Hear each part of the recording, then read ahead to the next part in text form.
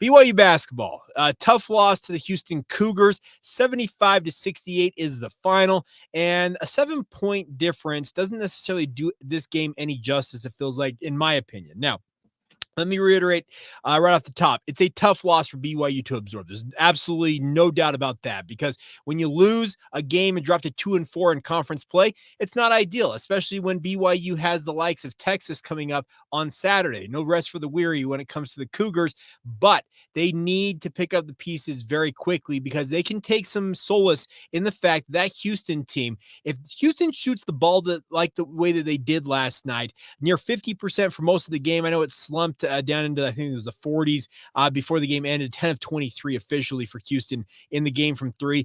But if BYU can avoid teams shooting lights out, because Houston's not typically that good of a three-point shooting team, BYU very well may have pulled off this upset. Now, absolutely critical moments late in this game. 2 minutes and 12 seconds to go, Noah Waterman hits an absolutely gargantuan three-pointer. He showed up big time. Ever since having those really quiet 3 games to open Big 12 play, how big has the Waterman been? It's been fun to see him do his thing. Hits that 3 with 2:12 to go. It's 68 all, and the Marriott Center was absolutely going bananas. I was having the time of my life. I love environments like that. That's why I'm in sports and why I'm a sports fan in general. And being in that environment was awesome. He hits that 3. Noah Waterman ended up finishing with 17 points in this game. And it felt like, okay, if BYU can just find a way to take the lead in this game, they are going to go on to win this one. Alas, final 2 minutes of this game, BYU ends up going 0 of 5 from the field, and 2 of the looks, one from Trevin Neal above the break and the other from Richie Saunders down on the left baseline. Both of them very, very good looks at 3, and both of them go begging, and BYU just cannot find a way. Houston makes their free throws down the stretch and gets the W. I really take away from this that BYU can hang, and a couple of you reached out and had similar comments via social media, also via email. So that's the thing about this, is it was a game that BYU will look back on and say, okay, we had a chance in that one. We could have pulled off the upset had things gone a little differently. I know that there are going to be some of you out there who want to complain about the officiating. I was there. I watched the entire game from my perch on Media Row, and I thought the officiating was overall pretty decent. Now, the foul disparity is obviously going to irk people. I get that, but BYU did themselves no favors in many respects, because I feel like BYU, and a good friend, I forget who it was, I got an email last night that I'm remembering who it was, sent it to me. Literally, they said they were waiting in their car to get out of the parking lot, but he pointed out that BYU needs to be more willing to go to the rim and score. Dallin Hall did that last night. It was really good to see Dallin do his thing and really attack and get downhill. And he went to the rim and forced the action and drive and kick at times, also taking it to the rim. That one-handed jam that he had when he went right down the lane was awesome. It got the crowd going as well. That's the thing about this, is that BYU had their chances in this game, but it felt like too often, too early in the shot clock, there were times BYU settling for a 40-footer. Kelvin Sampson post-game said that they're having guys like Jaxson Robinson pull up and shoot from 40 feet. Why are they doing that so early in the shot clock? That's a unique thing about BYU. Well, it's maybe a unique thing about BYU, but it's also not advantageous in many of those circumstances. Now, if you get a guy who's absolutely on, like Trevin Nell was against Cincinnati, okay, sure, you're going to let him kind of hoist it up whenever he wants. But here's the thing. Trevin Nell got hot in this game, and what happens? Guys like Jaxson Robinson and Dallin Hall and everybody else on the roster not named Trevin Nell start hoisting up threes. Sometimes you got to ride the hot hand, and that's one thing I think BYU is going to learn in this game. The other thing was offensive rebounding. Houston ended up with 15 offensive rebounds in this game. Every one of them felt like they were critical. Just a tough scene for BYU in that circumstance. Ended up 10 of 23 from 3, as I mentioned, 43.5% from 3. And BYU, the foul free throw disparity, I know that those are going to complain about it, but here's the thing. The way BYU plays without really going to the rim in large doses, you're not going to draw those fouls. Houston goes to the rim. They play near the rim, and they force the action. They end up with 24 free throws against 10 for BYU. BYU is one of the, I guess what I'm trying to say, they're one of the lightest free throw shooting teams in the entire country, just due to the style that BYU plays. Mark Pope says that we are going to toe the line when it comes to shooting too many threes, threes. And he said that post game, and I get why he says it, because it's really BYU's whole identity is to hoist the three and in many respects live and die by the three. Is it an ideal situation? No, it's not. But I felt like this was a game BYU had there for the taking. And had they been able to get this win, it would have really engendered a lot of confidence in this team, especially when you get the W and upset a top 5 team.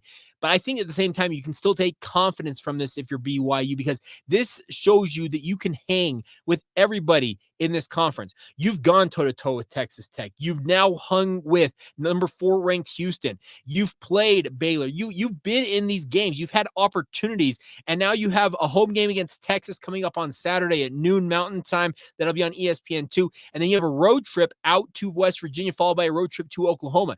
Well, those Texas and West Virginia games on paper look far more manageable right now, coming off of the back-to-back losses, as weird as it sounds, to Texas Tech and Houston, than they would have, I thought, earlier on in conference play. If BYU can transfer what they have played like, it's the first half against Texas Tech, and essentially this whole game against Houston. Remember, BYU battled back from not only 1, but 2 double-digit point deficits in this game.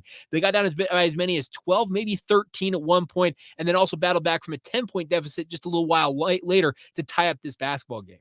It was anybody's game with 2 minutes to go. Yes, shots went begging, and yes, you got some critical rebounding errors that you just couldn't find that critical offensive rebound late in this game that would have given you that extra look at the basket. Those are things that are going to come for BYU. I am more bullish on BYU basketball right now, sitting at 2-4 in conference play, than I have been in honestly some time. After the Texas Tech loss, that was very disheartening to see BYU yak up at what was at one point, I think, a 17-point lead, 16 points at halftime.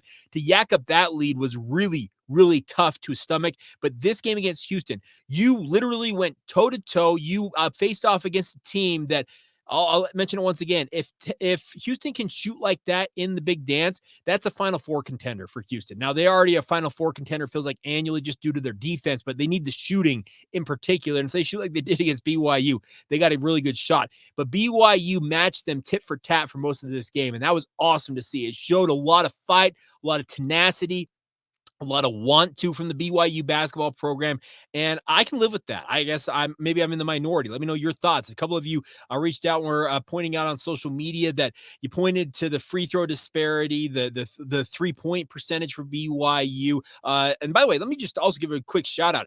I met 3 of our listeners at the game. I met Jeff Ringwood, had a great chat with him just for a minute. Russ Grisfather, obviously, he's a famous BYU fan, does a lot of stuff with Coug Connect. Good to meet him. And also David Hatch. We share our last name. We've been talking back and forth on social media for years now. It was good to put a name to the face, or the social media profile. And I want to thank you guys. Honestly, it's fun to meet what I try to say, Locked On Cougars or BYU fans in the wild. If you see me out there in the wild, I love talking to people. It drives my wife insane. She's much more of an introvert than I am. Anybody who wants to talk to me and says hello, I love it. It just makes my day. So if you see me out in the quote unquote wild and you want to reach out and just say a quick hello or whatever, do it. I love nothing more than meeting fans of the podcast, and it's really, really, I really do appreciate the support. And it was good to meet all 3, like I said, Jeff, Russ, and also David last night. But let me get back to the point at hand, is that I feel like this BYU basketball team learned something about themselves in this game, even though they lost this game. They were right there. It was coming down to the wire, and I'm just one of those games that you have the feeling. I'm sitting there on media row. You kind of get the tingling feeling with the crowd and anticipation, near sellout capacity, and the crowd's into it. And it just felt like, had BYU been able to find a way to go ahead, whether it was via a 2 or a 3, they get the lead in that game. I know it's revisionist history, but it feels like to me, in an alternate universe, if BYU gets that lead, they don't lose that basketball game. And we're probably sitting here talking about and kicking off the show, talking about a court storming, and ESPN Sports Center has got you on national television, just celebrating, watching BYU students jump over the railing there. And it was a really, really fun basketball game overall. And I learned, I think that BYU, they can hang. They can hang with the best in the Big 12. Now, hanging with the best of the Big 12, and then finally, like, quote unquote, kicking down the door and punching your way through and getting a win. that's a different story, and that's got to come next for BYU. Can you do that against Texas? Get back to 3-4. We'll continue to break that down. That'll come up probably on our Friday edition of the podcast. We'll do a preview of that game. Get you ready for that one. And